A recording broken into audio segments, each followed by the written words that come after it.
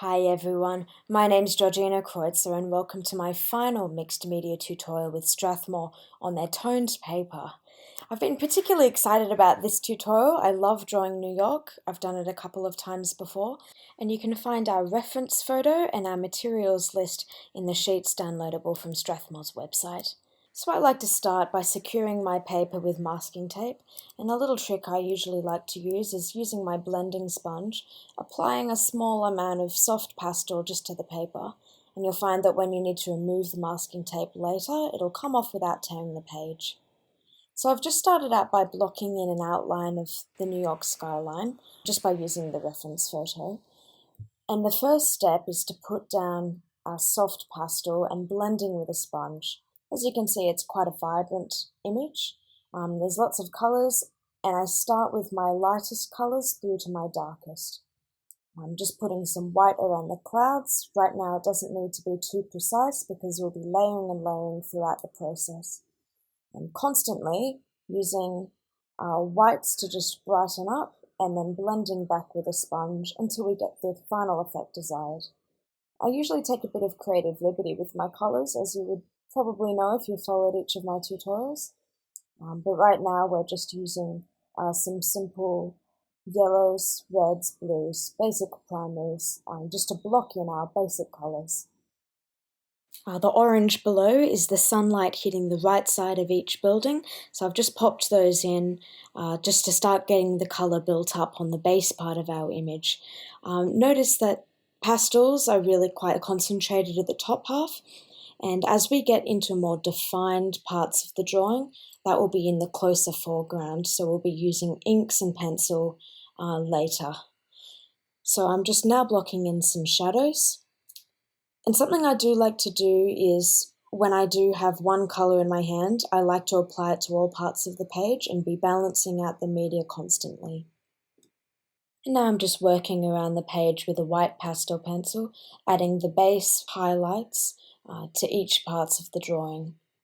And something that I'll be doing periodically through this process is adding a workable matte fixative, just so that the drawing doesn't smudge. I'm using really quite a soft pastel. These are Micador's handmade Roy Mac pastels, and they're really beautiful and soft and can be applied easily with a paintbrush or a tissue, but they do smudge easily, and you want to be avoiding kind of a muddy mess.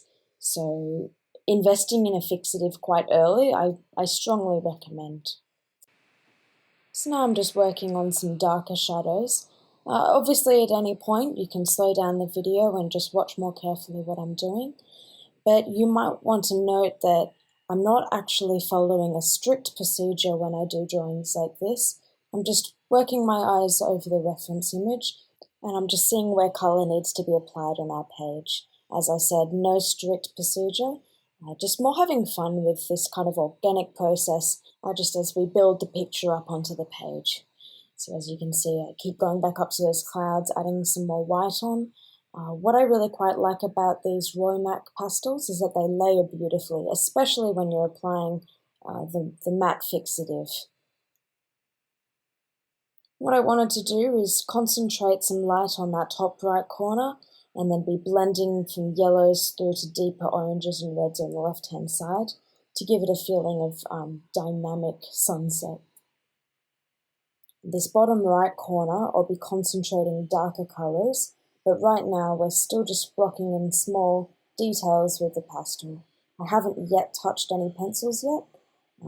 We're still just putting in some base colour, and I think that takes up quite the bulk of this drawing.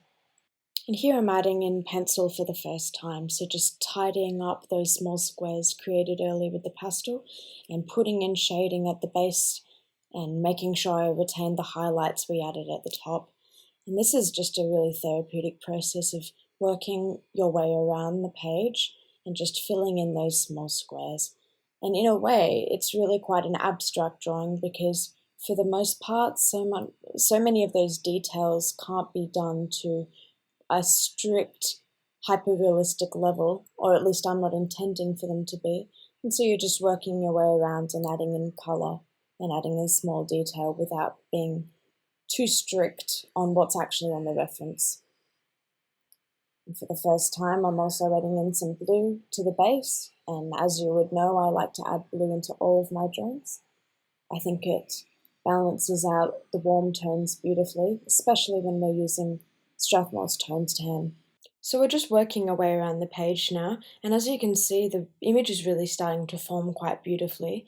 And what we want to do is create depth now through darkening that lower half and keeping the detail in that lower half, whereas still refining what we've got in the middle and the above. And so I'll be taking a sharper dark pencil and working around those buildings. You can take as much time or as little time as you want to do this. It's really quite a therapeutic process to just work your way around the page and keep identifying parts that need some tidying up. The Empire State Building is one of my favourite buildings to draw too, because it's something I find that looks quite flat for some time until you start putting those vertical lines in and darkening those up until the image begins to pop out. It's really quite a fun one to draw. So keep building in the shadows, especially down beneath the Empire State. Keep layering up. And what I haven't started to do yet is add on our ink layer, which I'm using Micador's Stylist brush markers for, and that is a perfect way to blend in any water-soluble pencils. It's a perfect way to really deepen the colours that you've got. So you'll see here I'm really rotating my use of colour, white back to brown, back to red, back to blue, and just going around the page and building up each of these primaries. I don't want you to be fazed by this lack of sense of order. I really want you to understand that there can be order found in this slow process of building up your materials purely through looking at what's on your reference and seeing what parts of those reference you want to show on your page. It should, if anything, be less daunting this way. If you do like a particular feel or atmosphere about a reference photo you found, this is a perfect way to be able to clarify what you like and just move around with your media and apply what you want to the page when you want. I feel that art shouldn't be this strict color by numbers sort of scheme, and you should be able to just work your way around the page as I am, adding color where you want. I feel that even though it seems randomized, you should be able to find some freedom in doing this. And so as you've noticed, I've started to apply our ink using those Micador markers. Really, any markers are fine. Anything that you have, anything that you're already comfortable using. These particular markers I like because they have a dual end, so you have this brush tip that I'm currently using to do those larger, thick lines. And on the other side, it has a really fine tip for doing the smaller details. The brush tip's fantastic. It works a lot like a paintbrush that's got a little bit of water on it, but also a bit of pigment. So as you can see, it kind of goes on dark and then dries off immediately.